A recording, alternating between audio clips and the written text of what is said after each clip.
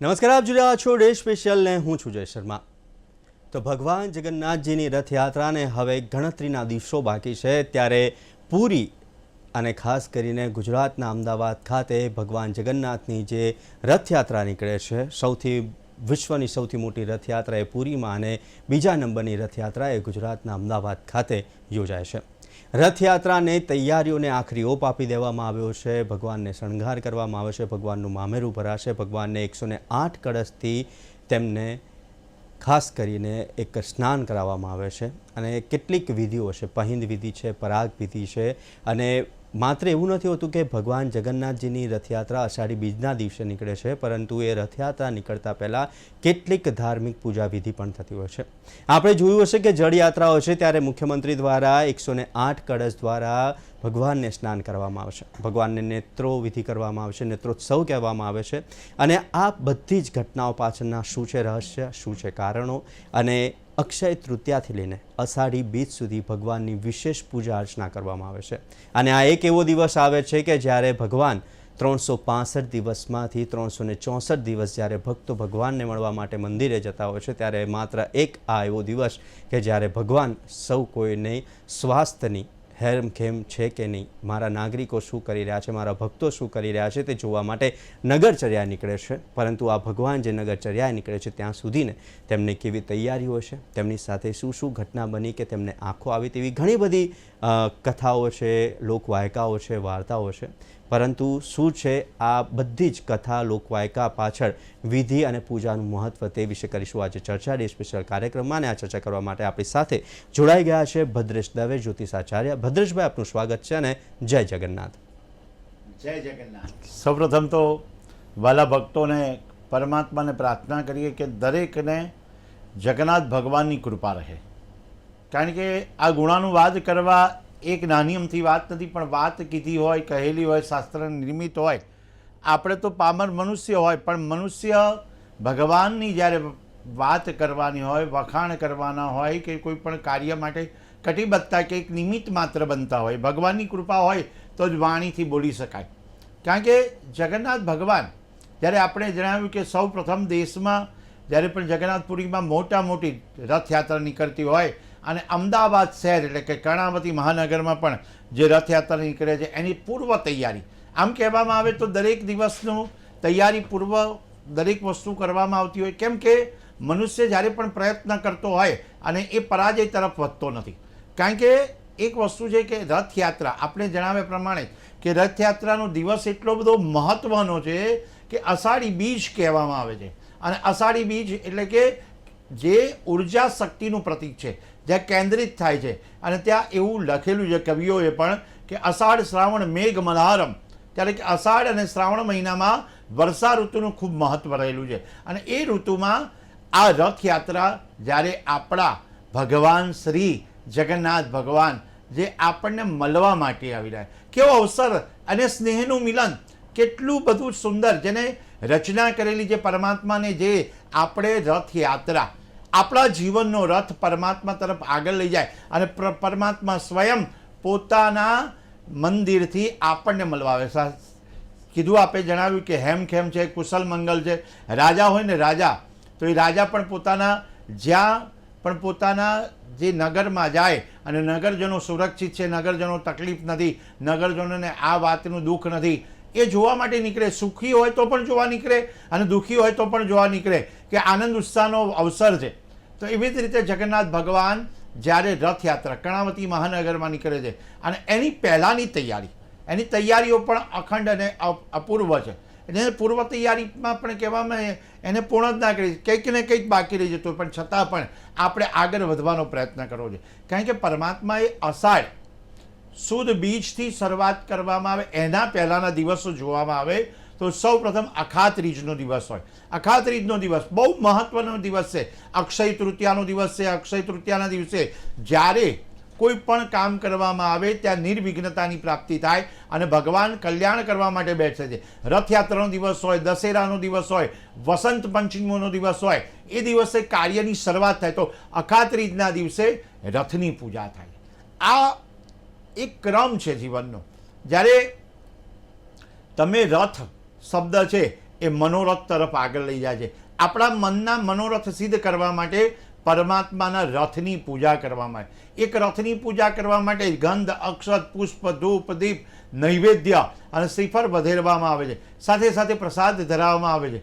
અને ભગવાનના પંચાયત દેવ એટલે કે જે 5 દેવ મુખ્ય છે, ગણેશજી કહેવામાં આવે છે કે ગણેશજીની પૂજા કરવામાં આવે, કુળદેવીની પૂજા કરવામાં આવે, વિષ્ણુ પરમાત્માની પૂજા કરવામાં આવે, ગ્રહોની પૂજા કરવામાં આવે અને મહાદેવજીને યાદ કરીને એની પૂજા કરવામાં.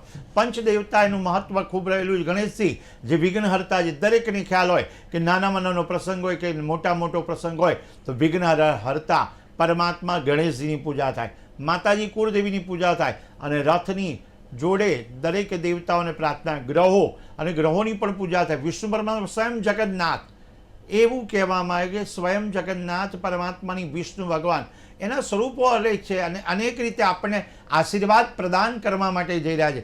જ્યારે આશીર્વાદ આપણને આપવા માટે નીકળે ત્યારે આપણે પાત્રતા, યોગ્યતા મેળવવી પડે. તો અષાઢ સુદ બીજ પહેલાં જે અખાત્રીજની વાત કરવામાં આવે ત્યારે પંચદેવોની પૂજા થાય.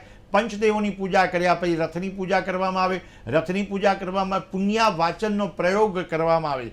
દરેક ક્ષેત્રમાં પુણ્યનો ઉદય થાય એના માટે ફક્ત ભગવાન સર્વનું કલ્યાણ કરવા ઈચ્છે છે, બધા જીવ માત્રનું કલ્યાણ કરવા ઈચ્છે છે. એટલે સર્વ જ્યાં ઉત્સવની પરિભાષા છે, આપણે આ જે જગન્નાથ ભગવાનની જે ઉત્સવ છે, લોક ઉત્સવ કહેવામાં આવે, ઉત્સવ કહેવામાં આવે તો ઉત્સવ શબ્દમાં પણ પોતે સ્વ છે. ઉત્સવમાં આપણે ભરી જવું જોઈએ.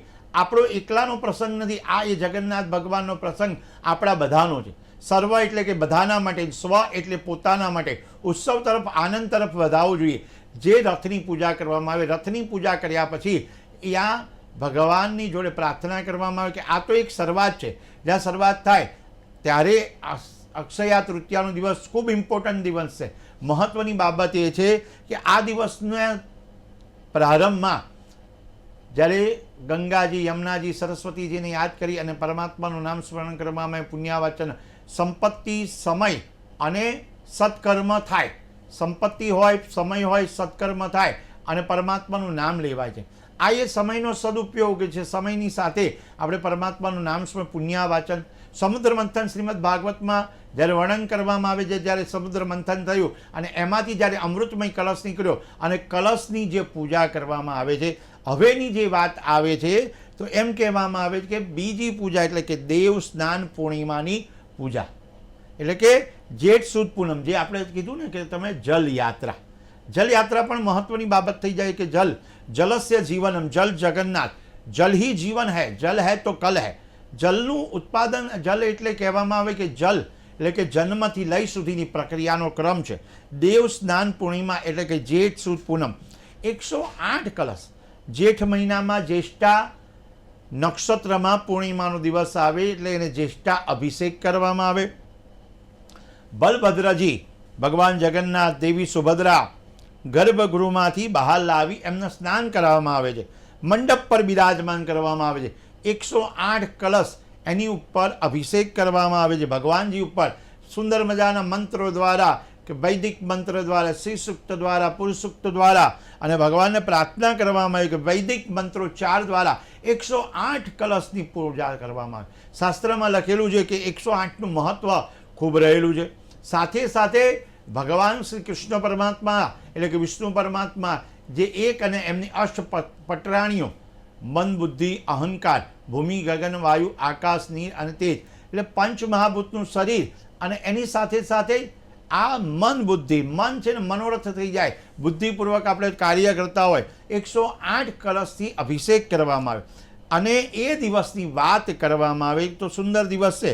એટલે કે આપણે એની વાત ગજવેશ સ્નાન વિધિ પૂર્ણ કર્યા બાદ ગણેશજીના સ્વરૂપમાં પરમાત્માને બિરાજમાન કરવામાં આવે છે. એક દિવસ એવો સુંદર દિવસ છે જ્યાં ભગવાન ગજવેશમાં બિરાજમાન થતા હોય, ભક્તોને દર્શન આપતા હોય. દર્શન છે ને એ મહત્વની બાબત છે કે વાલા તારી મૂર્તિનું બંધન છે એવું કે ચંદ્રને ચકોરીની પ્રીતળીના જેવું. ભગવાનની મૂર્તિનું સ્વરૂપ નિહારીએ, મૂર્તિનું દેખીએ અને ભગવાનની ઉપર અભિષેક કરવામાં આવે, મંત્રોચ્ચાર કરવામાં આવે. ઓમ નમો ભગવતે વાસુદેવાય મંત્રનો જપ કરવામાં આવે, જગન્નાથ ભગવાનના જપ કરવામાં આવે અથવા તો શ્રી કૃષ્ણ શરણમમાં જ્યાં જાઓ ત્યાં એ ભગવાનના નામના સ્મરણથી તમારી કીર્તિ વધે છે. પ્રભુનું નામ લેવાથી તમારા જીવનમાં કોઈ પણ કાર્ય અટકતું નથી. જીવન છે ને એમાં પરીક્ષા તો થયા કરે કે પ્રભુ તારી કસોટીની પ્રથા સારી નથી, અને જે સારા હોય ને એની દશા સારી નથી. પણ પરમાત્મા જગતનો નાથ આપણા ત્યાં આવતા હોય, આપણને દર્શન આપવા માટે આવતા હોય, અને એ આનંદનો વાત છે. એ આનંદ, ઉત્સાહ, અને આપણે એક વર્ષ સુધી રાહ જોતા હોય કે દિવાળી જેવો પ્રસંગ. ઘણીવાર તો આપણે દિવાળીના દિવસની રાહ જોતા હોય, એવી રીતે આપણે રથયાત્રાની રાહ જોતા હોય કે રથયાત્રા ક્યારે છે, રથયાત્રા ક્યારે છે. અને ગુજરાતમાં ખાસ કરી અમદાવાદ, કર્ણાવતી મહાનગરમાં આપણે રાહ જોતા. એક ઉત્સવ છે જે અનેક રીતે લોકોને જોડી રહ્યો છે. આ એક સમુદાય બની રહ્યો, એક સાથે રહેવાની પ્રક્રિયા થઈ રહી છે. બધાની સાથે રહેવાની પ્રક્રિયા આ જે ઉત્સવમાં સાબિત થઈ રહી છે. એક વાત એવી જગતનાથ છે, એક જગતનો નાથ છે કે જીવનમાં જે અનાથ હોય ને એનો પણ નાથ ભગવાન શ્રી કૃષ્ણ પરમાત્મા એટલે કે જગન્નાથ કહેવામાં આવે છે. આ વાત એટલી બધી સૌંદર્ય અને સુંદર છે કે વ્યક્તિ રથના મનોરથ સિદ્ધ કરવા માટે જગન્નાથ ભગવાનની જોડે બિરાજમાન થયેલા કેટલાક એવા ઉત્સવ, અને એમાં પણ આ મહત્ત્વનો ઉત્સવ છે કે કલશની જે આપણે પૂજા કરવા 108 કલશથી ભક્તિનો પૈડા ઉપર, ભક્તિ છે ને આ ભક્તિ, એવું શાસ્ત્રમાં લખેલું હોય, ભક્તિ કર પાતાલ મેં કે આકાશ મેં સમાય કસ્તુરી કી સુગંધ ચારોર સમાય. ભક્તિના પૈડા ઉપર દોડતો આ ભારતીય સંસ્કૃતિનો મહા ઉત્સવ એટલે કે રથયાત્રા કહેવામાં આવે. રથયાત્રા વિશે એટલું બધું કીધેલું છે કે એક કહેવામાં આવે કે ભગવાનને હૃદયમાં સ્થાન આપવું જોઈએ. કારણ કે જો કોઈ વ્યક્તિ તમને મળવા માટે આવતો હોય તો કેટલી બધી તૈયારી કરીને બેઠા હોય, તો ભગવાન તમને સ્વયં મળવા માટે આવતા હોય તો હૃદયમાં એમને સ્થાન આપવું જોઈએ. રથયાત્રા ભગવાન જગન્નાથ સ્વયં ભક્તો દ્વારા આવે છે, અને એ દ્વાર એવું છે શાસ્ત્રમાં લખેલું કે સપ્તપુરી એટલે કે 7 પુરી, એમાં જગન્નાથપુરી, અને જગન્નાથપુરી મોક્ષદાયીની છે. 7 પુરીઓમાં મોક્ષદાયીની જગન્નાથપુરી છે, અને જગન્નાથ ભગવાનનું નામ લેવામાં આવે. અને એ ભગવાન આપણને શીખવે છે ભગવાન કોઈ એક સ્થાનમાં સીમિત રહેતા નથી. ભગવાન એક જગ્યાએ બિરાજમાન નથી થતા, એ આપણા હૃદયમાં બિરાજમાન થતા હોય, અને પોતાનું મંદિર છોડી અને આપણા હૃદયમાં બિરાજમાન થઈ શુદ્ધ ભાવ હોય તો પધારી રહ્યા છે. ભાવ આપણો હોવો જોઈએ. ભાવની ભાખરી મારે ઘેર વાલા દોડી આવજે મારે ઘેર કાના, એટલે કે ભાવથી બધું પ્રગટ થાય. એટલે જ શાસ્ત્રમાં લખેલું કે શુદ્ધ વિચાર અને સાથે સાથે જીવનમાં સદાચાર એ હૃદયમાં બિરાજમાન કરવા જોઈએ. શાસ્ત્રમાં લખેલું છે કે હૃદયમાં જ્યારે જ્યારે ભગવાનનો વાસ હોય, ભગવાનની જોડે આપણે બિરાજમાન થતા હોય, ત્યારે ભગવાનના મનોરથ, રથની સાથે સાથે ભગવાન આપણા જીવનનો રથ પણ ખેંચી રહ્યા છે. શાસ્ત્રમાં લખેલું છે કે આ શ્રેષ્ઠ છે જીવન, બડે હી ભાગ માનુષ તન પાવા. અને મનુષ્ય જીવનમાં આપણે ભગવાનની જોડે પહોંચવાનું, હજારો લોકો ભગવાન જોડે પહોંચવાની તૈયારી કરતા હોય, હજારો લોકો રથ ખેંચતા હોય, પરંતુ પ્રશ્ન એ આપણને ઉપસ્થિત થાય કે ભગવાન તરફ ખેંચી રહ્યા છે તો એ રથનો માર્ગ કેવા, પણ આપનું મન એ શુદ્ધિકરણ હોવું જોઈએ, ક્રોધાથી ન રહેવું જોઈએ, કામના વાસનાઓથી દૂર રહેવું જોઈએ. ભગવાનને આપણા મનને ખેંચીને ભગવાન તરફ છે. કોઈ દોષો, કોઈ પણ પ્રકારના દોષ હટાવી અને ભગવાનને મળવાની આ પ્રક્રિયા છે. તમારામાં દોષ હોય ને તો કશું થઈ શકતું નથી. મેં કીધું ને શરૂઆત કરી ત્યારે તો, પણ કે પાત્રતા, યોગ્યતા કેળવવી પડે. One type of qualified. તમે ક્વોલિફાઈડ થયા પછી જ આગળ વધી શકો છો. કોઈ પણ વસ્તુમાં જીવનનો રથ ભગવાન ખેંચશે અને ખેંચાવશે. એક જગ્યાએ લખેલું છે કે જ્યારે ગીતાના મહાત્મામાં કે એક ભજન છે એમાં લખેલું છે કે પ્રભુ તમે છો મારા જીવન રથના સારથી. ભગવાન છે ને એ જીવન રથના સારથી છે, અને એ જ રીતે આપણો રથ ખેંચી રહ્યા છે. તો આપણે જ્યારે ભગવાનનો રથ ખેંચવાનો હોય, એકતા એ સૌથી મોટી તાકાત છે. અને એકતા, યુનિટી ઇઝ અ સ્ટ્રેન્થ, એટલે કે એકતા, એક થઈને આપણે રહેવાનું છે. દરેક વ્યક્તિ હાથ એક સાથે દોરડું પકડે, દરેકની દિશા એક હોય છે. દરેક જણા દોરડું પકડે ભગવાનને ખેંચીને ત્યાં માર્ગ ઉપર લઈ જતા હોય. ભગવાનને ખેંચીને એટલે રથને ખેંચીને એ ભગવાન જ ખેંચાવડાવે, કે આપણે નથી ખેંચી શકતા. ભગવાન આપણે શક્તિ આપે છે તો જ આપણે કરી શકીએ છીએ. ભજનમાં પણ કીધેલું છે કે તું બોલાવે એમ બોલું, તું ડોલાવે એમ ડોલું, સામરિયા સંભાળી રહેજે, જગન્નાથ સંભાળી રહેજે રે, ભરોસો તારો પડખે આવી ઊભો રહેજે રે. ભરોસો તારો એટલે કે એ ભરોસો હોવો જરૂરી છે. સમાજને, આપણા આખા સમાજને એ એક કરી રહ્યો છે. આપણું રાષ્ટ્ર એક થઈ રહ્યું છે, અને આપણા જીવનમાં પ્રગતિ થઈ રહી છે. અંધકાર દૂર થઈ રહ્યો છે, અહંકાર દૂર થઈ રહ્યો છે. ભગવાનનો રથ પોતાના સ્થાન પર પાછો આવે અને રસ્તાઓમાં ભીડ ઓછી થતી જાય, જયઘોષ થાય. મનુષ્ય સાત્વિક પ્રકૃતિવાળો મનુષ્ય હોય, રાક્ષસી પ્રકૃતિવાળો મનુષ્ય હોય અને તામસી પ્રકૃતિવાળો મનુષ્ય હોય, તો એ પણ ભગવાનનો જે ગુણાનુવાદ ગાય છે અને ઉત્સવ તરફ આગળ વધ્યું. જગન્નાથજી આપણને શીખવે છે કે જીવનમાં ગતિ હોવી જોઈએ, પરંતુ ગતિ સાથે દિશા પણ હોવી જોઈએ. આપણે પૂજા વિધિની વાત કરી અને જળયાત્રાથી માંડી અક્ષય તૃતીયાથી માંડીને બીચ સુધીની આ ભદ્રેશભાઈ આપે વાત કરી, ત્યારે બીજો એક સવાલ એ થઈ રહ્યો છે કે ભગવાન જગન્નાથપુરી એટલે કે પુરીની રથયાત્રા અને આપણા કર્ણાવતી એટલે કે અમદાવાદની રથયાત્રા, અત્યારે આપણે જોઈએ તો ઘણા બધા લોકો આ રથયાત્રામાં દર્શન કરવા માટે જતા હોય છે, તૈયારીઓ કરતા હોય છે અને ભગવાનની એક ઝલક જોવા માટે મોટા ભાગે કોઈ ઘરમાં નથી હોતું. માનો મહેરામણ આપણને આખા રથયાત્રાનું જે રૂટ છે તેની ઉપર જોવા મળતું છે. પરંતુ આ બધાની વચ્ચે આપણે રાજાધિરાજ કહીએ છીએ, જગતના નાથ કહીએ છીએ, તેમને અનેક પ્રકારના રોજે રોજ 56 ભોગ ચડાવવામાં આવે છે, અન્નકૂટ ચડાવવામાં આવે છે. પરંતુ પૂરીનો એક પ્રસાદ, આપણે જે રીતના જાંબુ અને સાથે ફણગાયેલા મગ હોય છે તેનું પણ એક તાદાત્મ્ય રહેલું છે, તેનું પણ એક મહત્ત્વ છે. પરંતુ પૂરીની અંદર કહેવાય કે આખા વર્ષ તમારા ઘરે ચોખાની કોઈ પણ વાનગી બનતી હોય, પરંતુ એ દિવસે ચોખાની વાનગી નથી બનતી, કારણ કે એ દિવસે ભગવાનને ચડાવેલો અન્નકૂટ એક ખીચડી વગર અધૂરો રહે છે. તેની શું છે કહાની? બહુ સરસ વાત કીધી છે કે ખીચડીનો પ્રસાદ એટલે કહેવામાં ચોખા. ચોખાનું અનુકૂળતા વાતાવરણ છે કે ચોખા છે ને એને અક્ષત કહેવામાં આવે. અક્ષતનું મહત્ત્વ ખૂબ રહેલું છે. જે આપણે જાંબુ અને મગ પણ ધરાવવામાં આવે. સવારમાં મંગળા આરતી થાય. અહીંયા આપણે કર્ણાવતી મહાનગરમાં અને જગન્નાથપુરીમાં પણ એ ખીચડાનો પ્રસાદ કરવામાં આવે કે ખીચડીનો પ્રસાદ કરવામાં આવે. એમ કહેવામાં આવે કોરું હોય, એની સાથે સાથે અનેક ખારેક હોય, ખજૂર હોય, એનાથી પ્રસાદ બનાવવામાં આવે. સમજો વાત એવી છે કે જે ખાય મગ એના ચાલે પગ. આપણે વર્ષોથી આ કહેવત સાંભળી રહ્યા અને આપણે જ્યારે જગન્નાથ મંદિરમાં જઈએ તો પહેલાં જ મગ ધરાવવામાં આવે છે અને કોઈ પણ વ્યક્તિ ઉત્સાહપૂર્વક કહે કે મગ અર્પણ કરવાના અને ત્યાં ખીચડો પણ અર્પણ કરવામાં આવે. અને ખીચડો કોરામાંથી અને અક્ષતમાંથી, અક્ષત છે ને જેને સતી વિનાના કીધેલા છે. અક્ષતનું મહત્ત્વ એટલા માટે ખૂબ રહેલું છે કે એના 2 જન્મ થાય છે. અક્ષતના જન્મ 2 થવાથી કંકુની જોડે છે ને આપણે ચોખા ચોંટાડવામાં આવે. કોઈ દાડો બીજી કોઈ પણ અનાજ ચોંટાડવામાં, ગમે તેટલું મોંઘું હોય પણ ચોંટાડવામાં નથી આવતું અથવા લગાડવામાં નથી આવતું. એનું કારણ છે કે અક્ષત છે ને એનું મહત્ત્વ એટલા માટે છે કે તમારા જીવનમાં અરીસ તત્વ દૂર થઈ જાય. સત્યનારાયણની કથા હોય ને તો પણ બહેનો કે ભાઈઓ કોઈ પણ વ્યક્તિ હોય ને ત્યારે સત્યનારાયણની કથા હોય તો ચોખા લઈને જ જાય છે, એટલે કે અક્ષત લઈને જાય છે. અક્ષતનું મહત્ત્વ એટલા માટે છે કે જો તમારા ઘરમાં આરોગ્યતામાં સુખાકારી ન રહેતી હોય, નિરોગી આરોગ્ય તમારે ભોગવવું હોય તો ચોખાનું દાન કરવું જોઈએ. જો ભક્તો છે ને દરેક જગ્યાએ ચોખાનું દાન કરતા હોય, કોઈ જગ્યાએ ખીચડી હનુમાનજીની ખીચડી બનાવતા હોય, કોઈ જગ્યાએ જગન્નાથ ભગવાનમાં ખીચડો બનાવતા હોય અને ઉત્તરાયણનો પર્વ હોય ને ત્યારે પણ ખીચડો બનાવવાની પરંપરા રહેલી છે. અને જ્યારે આ જે દાન કરવામાં, દાનનું મહત્ત્વ એટલા માટે છે, અક્ષતનું દાન એટલે કે તમારા વજન પ્રમાણે અથવા તો તમારી ઉંમર પ્રમાણે તમે ચોખાનું દાન કરો તો તમારું આરોગ્ય નિરોગી રહે.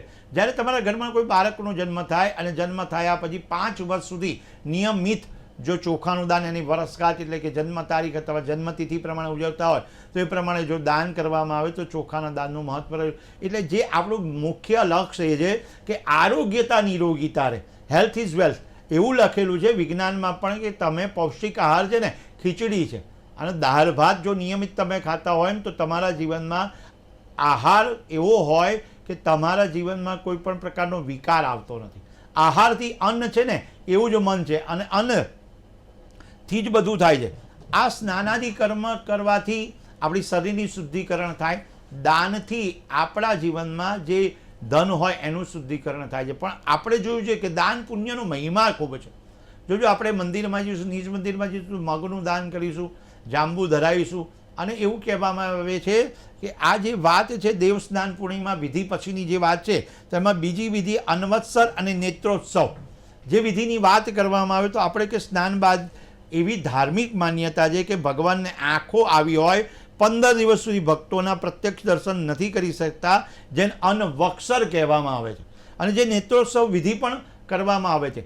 તો જે વાત કહેવામાં આવે કે વૈદિક મંત્રોચ્ચાર સાથે ભગવાનની આંખો પર બાંધેલા પાટા ખોલવામાં આવે, નેત્રોત્સવ ઉજવવામાં આવે છે.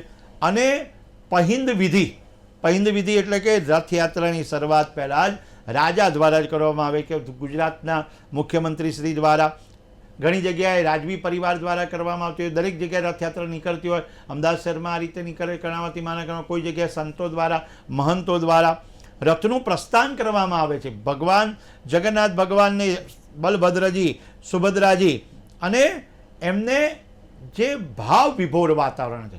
ઘણીવાર તો એમ કહેવામાં આવે છે કે આપણે કદાચ મંદિરમાં ના જઈએ અને રથના દર્શન કરવા માટે ભગવાન જ્યારે બહાર આપણી જોડે આવતા હોય, રથના દર્શન આપણે કરવાના હોય અને એ સામે આપણી દ્રષ્ટિ થઈ જાય એક ઝલક. એવું કહેવામાં આવે શાસ્ત્રમાં કે કદાચ ભગવાનના તમારે દર્શન ન થાય પણ કેવલ તમારે ભક્તોના દર્શન થઈ જાય ને તો પણ કામ પૂરું થઈ જાય. કે ભક્તો પણ એ સંદેશો ભગવાન સુધી પહોંચાડી દે છે કે આ ભક્ત અહીંયા આવી ચડ્યા છે ને એ એમની એક નયન દ્રષ્ટિ, એવું કહેવામાં આવે છે કે એમની દ્રષ્ટિ દ્વારા આપણું જીવનમાં પરિવર્તન આવી જાય. દરેક ક્ષેત્રમાં આપણે જઈએ તો પરમાત્માનું નામ સ્મરણ કરતા હોય, પણ ખાસ કરી અને જ્યારે જગન્નાથપુરીની વાત કરવામાં આવે અને કર્ણાવતી મહાનગરની વાત કરવામાં આવે ત્યારે આપણે જ્યાં કર્ણાવતી મહાનગરમાં આપણે જય રણછોડ, માખણચોર, ત્યાર પછી હરેક રીતે ભગવાનને આપણે બોલાવડાવીએ, કૃષ્ણ કનૈયા કી જય, દ્વારિકાધીશ કી જય, પણ રણછોડરાયની જય, કૃષ્ણ પરમાત્માની જય, અનેક નામ સાથે ભગવાનનું જગન્નાથ નામ જોડાયેલું છે કે પૂરી જગન્નાથ ભજો રાધે ગોવિંદા. પુરી અને જગન્નાથનું મહત્વ, જગતનો નાથ જ્યારે દર્શન કરાવવા માટે આપણા પટાંગણમાં આવે, એક જો તમે જોડે દરેક એક વર્ષમાં દરેક વ્યક્તિને કંઈક ને કંઈક કામ હોય, પણ જ્યારે ભગવાન તમારી નિકટ આવવાનો આવે છે તો તારે એ પ્રયત્ન કરવો જોઈએ કે તમારે હાજર રહેવું જોઈએ. કોઈ તમારે ઘેર વિશિષ્ટ વ્યક્તિ તમારા ઘેર આવતો તો રથયાત્રામાં તમારે હાજર રહેવું જોઈએ. કદાચ આપણી નથી શકતી તો ત્યાં એ જગ્યાએ ખૂણામાં બેસીને ઊભા રહીને દર્શન કરવા જોઈએ. એ આ કર્ણાવતી મહાનગરમાં નગરદેવ એટલે કે જગન્નાથ ભગવાન કીધેલા છે અને નગર દેવી એટલે કે સર્વપ્રથમ ભદ્રકાળી માતા કહેવામાં આવે છે. એ આખા આપણા અમદાવાદ શહેરમાં દર્શન કરવા જોઈએ. જો તમારે દર્શન કરી કોઈ પણ મનોરથ સિદ્ધ કરવા હોય, મનની ઈચ્છા હોય તો પરિપૂર્ણ પરમાત્મા કરે છે. ઈચ્છા, યત્ન અને અનુગ્રહ. ઈચ્છા રાખેલી હોય, યત્ન એટલે કે પ્રયત્ન કર્યો હોય અને અનુગ્રહ પરમાત્માનો ઉતરે છે. અનુગ્રહ એટલે કે કૃપા. કૃપા વિના કંઈ થઈ શકતું નથી. આ જીવનમાં તમે ભગવાનની કૃપા મેળવવી પડે. ઘણીવાર ઘણા વ્યક્તિ કૃપાપાત્ર બને અને એનાથી જ બધું થઈ જાય છે. કેટલાક જગ્યાએ આપણે જોયું હોય કે જે વ્યક્તિ ભગવાનની જોડે રહેતો હોય અને ભગવાનની સાથે રહેતો હોય એની પણ પૂજા કરવામાં આવે છે. સાથે એ પણ કહેવામાં આવે છે ભગવાન રથ, અને રથમાં છે ને આપણા જીવનમાં જ્યારે ચક્ર છે, જીવન ને મૃત્યુનું ચક્ર, એક સુદર્શન ચક્ર ત્યાં લગાવવામાં આવે છે.